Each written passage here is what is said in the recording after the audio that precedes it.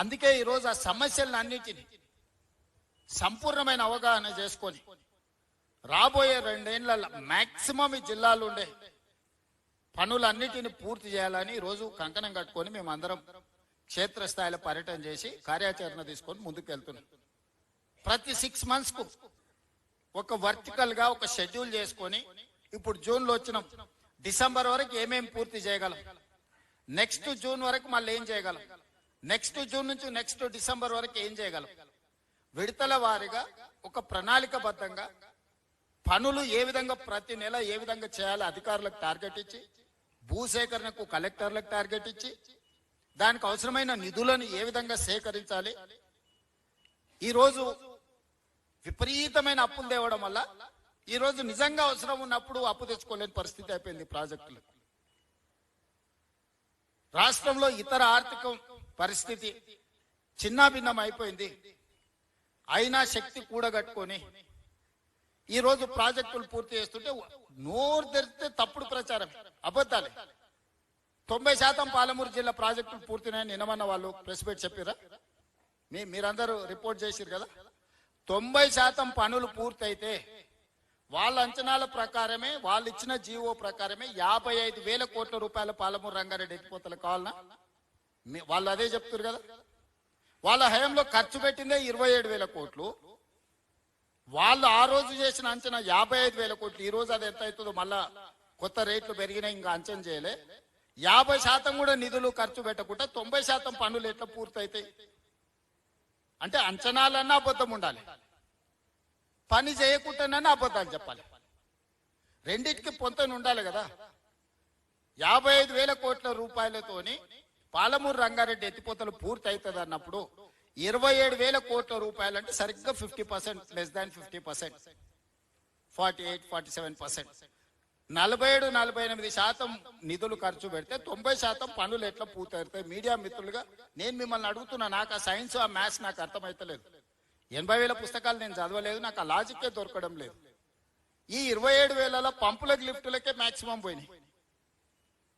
పంపులు లిఫ్టులు మీరు ఇల్లు కట్టుకుంటే మొత్తం కరెంట్ వైర్లు, మీటర్లు, సామాన్లు కొనుక్కుంటే, గోడలు కట్టకుంటే, స్లాబ్ వేయకుంటే, కరెంట్ వైర్లు కొనుక్కొని ఇంట్లో లైట్లు వెలుగుతాయా?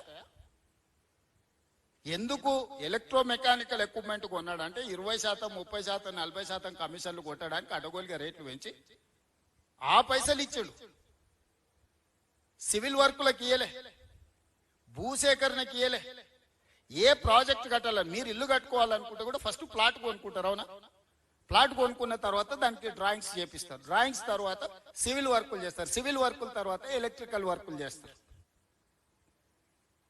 ఈ రోజు ఆయన ఎట్లా పడితే అట్లా చేసి ఏది పడితే అది మాట్లాడి ఉన్నదంతా ఊడ్చుకపోయి దోసుకుపోయి ఈరోజు మమ్మల్ని ఏదో దోషులుగా నిలబెడుతున్నామని భ్రమలలో ఉన్నారు.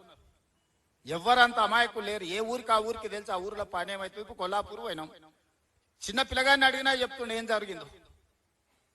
వనపర్తి ఏరియాకు పోయినాం, నాగర్ కర్నూలు ఏరియాకు వచ్చినాం, ఇప్పుడు దేవరకద్ర ప్రాంతానికి వచ్చినాం, రేపు జడ్చర్లకు పోతాం. లోకల్గా ఉన్న వాళ్ళకి అర్థమవుతుంది కదా ఈయన ఏం చేసిండు, ఏం చేయలేదు, నిధులు ఇచ్చిండా ఇయ్యలేదా. అందుకే ఈరోజు పాలమూరు జిల్లాలో పెండింగ్ ఉన్న ప్రతి ప్రాజెక్టుని యుద్ధ ప్రాతిపదికన పూర్తి చేయడానికి అవసరమైన నిధులను ఏర్పాటు చేసుకోవడానికి, సేకరించడానికి ఒక పక్కా కార్యాచరణ కోసం క్షేత్రస్థాయిలో పర్యటన చేస్తున్నాము. ఎక్కడైనా అధికారులు ఏదైనా విషయాలలో అటు ఇటుగా చెప్తే కూడా దాన్ని అర్థం చేసుకోవడం కోసం ప్రతిదీ ఈరోజు తిరిగి చూసుకుంటూ వచ్చి ఈ జిల్లాకు 26 లక్షల ఎకరాల నీళ్లు ఇవ్వడానికి అవసరమైన పనులను, నిధులను సంపూర్ణంగా సమకూర్చడానికి ఈ 2 రోజులు పని చేసినాము. ఈ 2 రోజులు తిరుగుతున్నాం. రాబోయే రోజుల్లో ఇంకా వేగంగా భూసేకరణ చేస్తాం, పనులను చేస్తాం, అవసరమైన నిధులను విడుదల చేస్తాం. మీడియా మిత్రులకు కూడా నా సూచన, భూసేకరణ విషయంలో మీరు దయచేసి సహకరించండి. భూసేకరణ జరగకుండా ఈ పనులు పూర్తి కావు.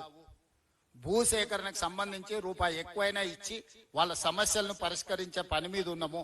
అందుకే నిన్నమన్న మొదటి ప్రాధాన్యత కింద భూసేకరణకే మొట్టమొదటి నిధులన్నీ విడుదల చేస్తున్నాం. ఇంకొక 4,000 ఎకరాల భూమి సేకరణ చేసేది ఉంది. ఈ 4000 ఎకరాల భూసేకరణలో మీడియా మిత్రులుగా మీరు సహకరించండి. ఈ రోజు మనం ఈ పనులు చేసుకోకపోతే ఇంకెప్పటికీ చేసుకోలేము. ఈ రోజు మన చేతులనే అధికారం ఉండి మనమే నిర్ణయాలు తీసుకోగలిగి ఉండి మనమే నిధులను తెచ్చుకోగలిగి ఉన్నప్పుడు కూడా మనం ఈ పనులను పూర్తి చేసుకోకపోతే చరిత్ర మనల్ని క్షమించదు. నేను సంపూర్ణంగా కట్టుబడి ఉన్నా ఈ జిల్లా ప్రాజెక్టులను అన్నిటిని పూర్తి చేయడమే కాకుండా ఈరోజు ప్రాజెక్టులు కట్టుకుంటే సరిపోదు, నీళ్లు నింపడానికి రిజర్వాయర్లు కూడా ఉండాలి. జూరాల 17.84 టీఎంసీల కెపాసిటీ ఉంటే ఈరోజు జూరాలలో నీటి నిల్వ 9 టీఎంసీ, దాదాపుగా 8.5-9 టీఎంసీలు ఆడ లేనే లేదు. మనం ఆ పక్కన గూడెం తోటిలో 15 టీఎంసీలు రిజర్వాయర్లో నీళ్లు నింపుకుంటే జూరాలలో నీళ్లు లేనప్పుడు దాని కింద ఆయకట్టుకు అవసరం అయితే ఇక్కడ నుంచి అక్కడ మళ్ళీ నీళ్లు విడుదల చేసుకోవడానికి అవకాశం ఉంది.